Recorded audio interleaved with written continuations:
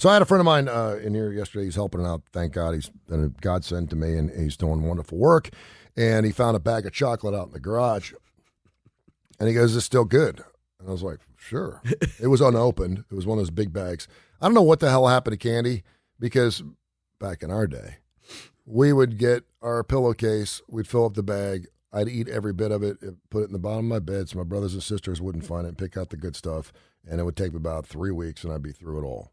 Now, depending on how many kids you got, there is so much candy. It's like, I mean, it used to be you couldn't just, now you go to the doctor's office and there's a bowl of Snickers bars. You go to the bank, there's Snickers bars. You go anywhere, there's this candy everywhere. It's trick or treat every day. Every day it's triggered. It really is. I don't ever remember grocery seeing store, as much you get a balloon and candy. Yeah, and so and a cookie. So every year I'm always buying way too much to give out. Well, we didn't have here's the other thing. It's the whole Costco. We didn't have jumbo bags. Do you remember? Like, there was no such thing as the jumbo. We used to count. My dad would go, "We had 232 kids last year, so this year we need to buy 232 peppermints," or whatever it was. And that was it.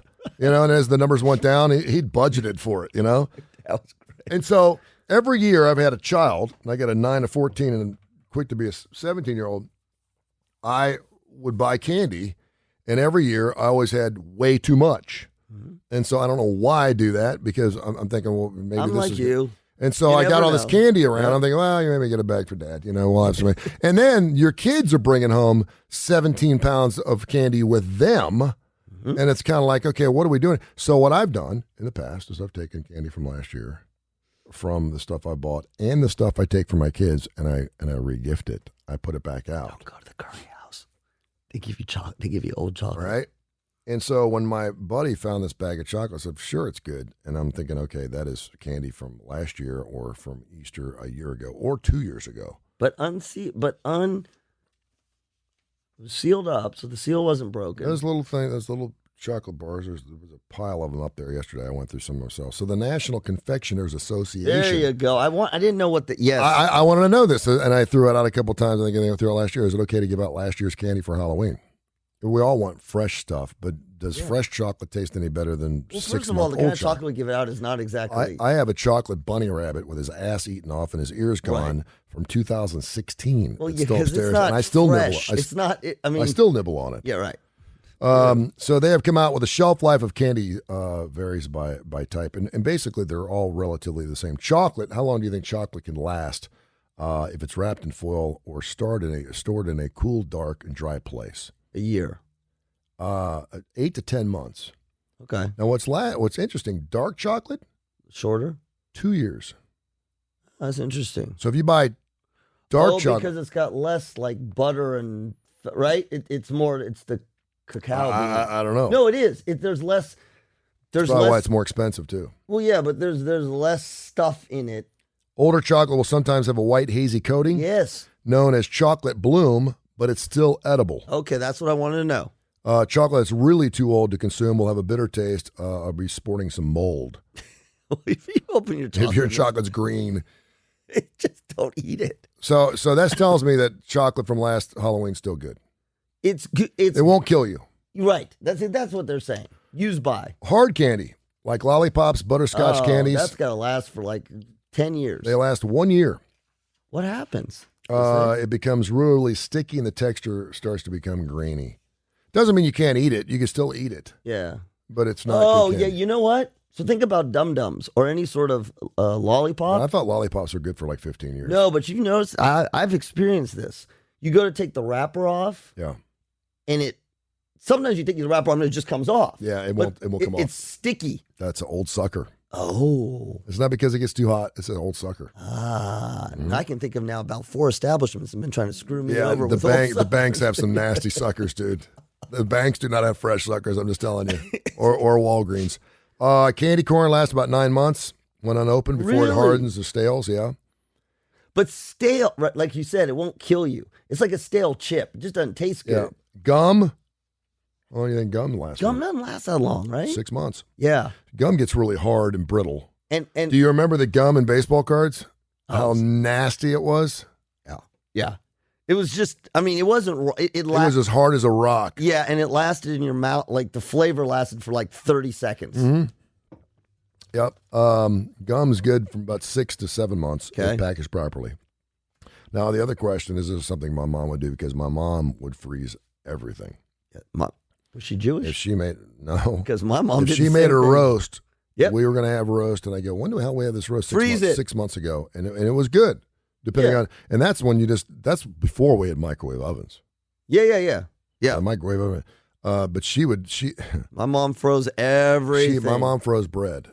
So did my mom. Well, but now the high end, besides fresh baked, the you wouldn't eat it. The grain stuff. Yeah, I've got some of it. And it's frozen. It's great. I've got some in my freezer. As long as the stuff doesn't get freezer burn. Once you get freezer burn, whatever that is, that film of ice on and there. then it tastes like crap. It does. Freezer burn's nasty because everything in your freezers, all those tastes are going into your food. Oh, okay. Yeah, my mom froze. We had a deep freeze. Freezer burn ice cream even doesn't taste good. Oh no, it's horrible. Yeah, it's so bad that you can't eat it. It's foul. So, can you freeze candy? Oh, my mom did. Did she? I was thinking chocolate. Oh yeah, my mom would put it in the freezer. I think it ruins the taste. Doesn't it can be toffee and truffles can't be frozen. You should avoid freezing any candy that contains fruits or nuts. Why? Because it just goes bad. It's not good anymore. It gets gummy and chewy. The airtight container or freezer bag is best, but you can freeze a candy for up to a year before you put it back out. Now, I don't know if you put it back out, let's let it thaw for like a couple of days, like a frozen turkey, and then you hand it back out again. But so here's your thing. So if you get a ton of candy this year, and we have, we go through all the chocolate first. Yep. Taffy crap. No one likes the taffy. You're a cheap ass if you buy taffy for kids. The only time you should eat taffy is when you're Don't you like taffy every once in a while? The only time you should eat taffy is if you're Gatlinburg. Yeah. Go to one of your toffee like taffy places, and that's special there. It's like fudge and toffee and taffy. That's the only times you eat is Gatlinburg. No one likes taffy in their Halloween bag. Yeah. No one does. So don't do it. But anyway, there's some different things. You know what they don't have in there? I guess it'd be hard candy. They don't make it the pure sugar. Like we used to have, I don't know what they do. Pixie sticks? Like pixie sticks.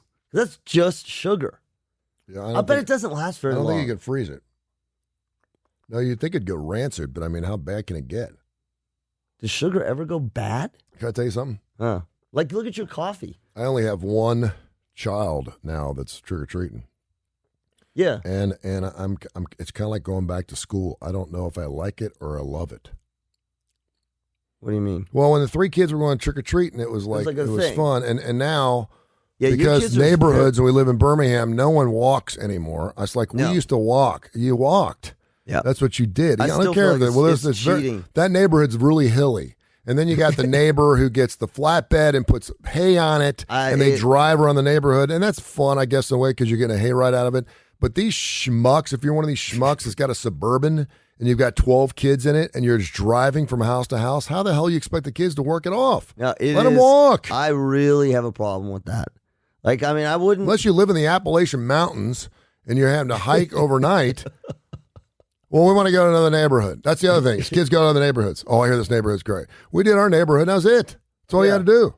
But because our parents.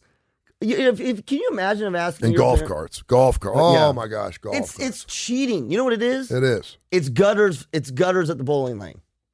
That's what it is. It's gutters at the bowling lane. I can't even imagine. I was just thinking.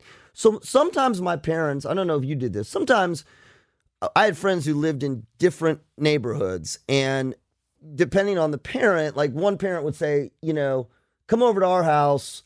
And we're going to feed the kids dinner, and parents will hang out here, and they'll go trick-or-treating in our neighborhood. So there'll be times where I trick-or-treat in other neighborhoods. But if I would have asked my parents to just drive me through another neighborhood, right? Not where our friends are. Or come back and get me in half an hour. I'd be like, what the? Yeah, if you can't walk to it, you don't get to go to it. No, did you do that? And we did this with when our kids were little.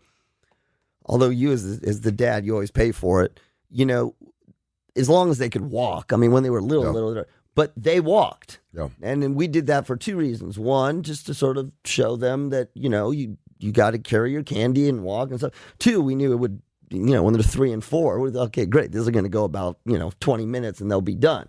The part I didn't calculate is we went out 20 minutes and then they have their meltdown, and I can't walk anymore. Yep. These are when they're 3 and 4. So what do you end up doing as a dad? They're on your back the whole way back. Yeah.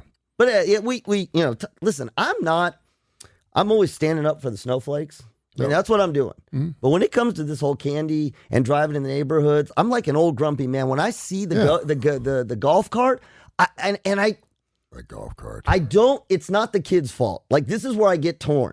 Because what I want to say... Well, for a lot of cases, it's for the parent. Well, that's exactly what the parent doesn't want to walk with their kid. That's what's the great thing about a 9-year-old, because my 9-year-old, I feel comfortable enough. She won't go by herself, but I feel comfortable enough for her to walk the neighborhood by herself. But you want to have that experience with your kids. My mom and dad, again, we're dating ourselves. My dad would never walk his ass with me, and I trick-or-treated till I was like 14 or 15. Yep. I was 6'2". My dad would never have walked with me anywhere. I mean, we were like 4 or 5 years old when we walked the neighborhood by ourselves. See, our parents, our dads would go with us. I'm trying to think. When we were young, maybe 8 and down, 9. Because I distinctly remember when we got to go by ourselves. Yeah. Maybe it was L.A. or whatever, but you were probably like 9 is when we got to go by ourselves. But again, we lived in the burbs, and you weren't going out onto any main road. Yeah. And like Al said, times were different. So this is going to be the first year where I'm actually staying home for Halloween. It was the first year. Because I don't have the kids, and so I want to be staying home, so I want to be handing out candy at my house. It's fun. Well, I'm trying to figure out, do I want to scare the bejeebers out of the kids? No. Or I just want to sit out in the front porch and hand out candy and tell kids to come by? Because normally we leave the light on, leave the bowl out front because we're with the kids. Right? But this year I'm actually... This is a great opportunity for you to take a step back, Tony. Appreciate where you are in life. I'm going to get it. You know what I'm going to do? Why don't you come over and we'll smoke a cigar on the front porch? We could? What night is it? Because I got nothing. Sunday night. It's a Sunday night. Yeah, I got nothing going on. We'll smoke cigars. No kids, nothing. Well, we'll hand out cigars. No, you can't do that. Candy cigars. They still make those? Remember the candy cigarettes? What made the smoke? The sugar? It was the sugar on it. You just blow on it. Oh, we were so into that. Look at us. Okay, yeah, good. All right. This is can we title this podcast "The Old Man Segment"? As you put your reading glasses on. By the way, we had Aldo Greco on the show from 8 till 8:30 this morning. If you were listening to the KCAST radio app, now the Tony Kurre radio app, you heard it. It was fantastic. We talked about the John Gruden situation. I love getting his thoughts because he's my age, maybe just a little older. And we did go through a different time. It was just a different time, and it was a different time in how we spoke and how we reacted to things. But now the ramifications are much different than they were. And so he's like, and I thought it was interesting because he's like, give me an example of what would be said in a locker room, because you got these guys who are dropping F-bombs, calling each other faggot, doing all these different things that now is like, whoa. Mm-hmm. And then they're walking out, hey, honey. Hey, Bobby, come here, buddy. And it's just, I mean, we're men and we're going to get out there and fight and blah, blah, blah, blah. It's so different in a locker room than any other. And he tried to analogize it with a corporate America. I can see that. Yeah. But yeah, it's like, I'm sure there's some things said in a corporate office that aren't seen. I still think there's a lot. See, and this is why you need to listen to this podcast, because Al was really thoughtful about this. Mm-hmm. This wasn't just that was the time that I distinctly remember the first time I went to work with my dad. My dad owned a car dealership. And, his whole thing was, I own the dealership, but you're not hanging out with me. Yeah. There's the service department. Here's our general service manager. Go hang out with the mechanics. Mm-hmm. And, I was probably 10. I walk in there and I'm like, and it's F-bombs everywhere. And as a little boy, I was somewhere between nervous and cool. Oh, look at this. That didn't bother me. My dad comes down to like shoot the shit with the guys, and my dad's dropping F-bombs. And I remember very distinctly going, whoa, it's like a little kid, I am in a different world. And I remember thinking, we got home. Actually, my parents were divorced by then. But then I would never hear my dad do that except at work. My dad did it with the auto mechanic. Yeah, and you're like... Do you want to go up and see Bill Smith? I'm like, yeah. And we get up there, and man, Bill Smith was this guy. Yep. He had pop marks where he got hit with wrenches and everything, and he was one ugly dude. And my dad would go up there, and the first thing that would come out would be an end joke. Oh, so And I go, okay. I mean, it was Okay. on. And I'd look at my dad. It was almost like when I started going to Vegas with him. I just saw it totally. I always loved him, and he was caring. But boy, it's we weird. would tease the hell out of each other and we'd be busting each other down. They'd be calling him little dick and all this. I'm going, but at that time I was in my 30s. I was like, this is pretty cool. You were in your 30s. This is I pretty was cool. 10. Yeah, but I was too younger. But that's what I'm saying. Yeah. At that point, I looked at my dad, but I respected him, and I knew it was a guy thing. It was a guy's trip to Vegas. We had 9 guys, and we would. Yeah, but wasn't it balls. still always a little weird because it's your dad? It's always a little weird. And he would always tell stories. Yep. Every year he would tell a story about something that we didn't know about. Right. And my brother would go, Dad, tell us a story. And I'm like 50 years. I mean, 48, 49. And he's like, let me tell you about the time I got drunk and drove around, the super speedway down the street. And I'm like, oh, it'd be great. But, we were adults. But yeah, that time when you're 8, 9, 7, 10 years old and you hear your dad talking to someone else and you're like, who is that? This is and that's okay, right? Yeah, no, I do think it's okay. I mean, I think as the dad, as the parent, again, times are different. I don't think my dad thought, well, you know what? I take it back. I'll bet you it crossed my dad's mind because I was standing right there. Yeah. And I'll bet you he thought for maybe even just a nanosecond, should I or shouldn't I? And he went there, and we never talked about it. He didn't say, well, this is work and we're not allowed. Just nothing. I think as a parent, you need to be conscious about when you're going to go there. Yeah. That's all. But I do think it's okay. And listen, I'm going to be the first one. Times have changed. We drop F-bombs at the Klapow house all the time, including Jules. Yeah. Which Jules would never drop an F-bomb. I would never drop an F-bomb with my coaching clients. I'll tell you when it was a big deal was when my kids became teenagers. So it's one thing if they said a bad word when they were little. And then my kid, goes to college. He comes home. He's dropping bombs all over. And I'm like, what do you will not speak that way in my house. He's like, Dad, you say F-bombs. It does not matter. Yeah. This is my house. It's like, these are the moments from the time you change your kid's diaper and you see their genitals all the way through. These are the moments that you will appreciate, but that also, and I say this to parents a lot, these are the moments, stamp them. These are when you're changing. That's a moment of change. Yep. Remember it because that's a moment of change. It is a time when you've progressed in a direction that you may have never thought about until that. Did you ever see your dad drunk? You were going to ask me this. Had never seen him drunk until we went, and I was already. That's a doozy. I was already graduated college, ready to go to graduate school. But I was 22. I wasn't that old.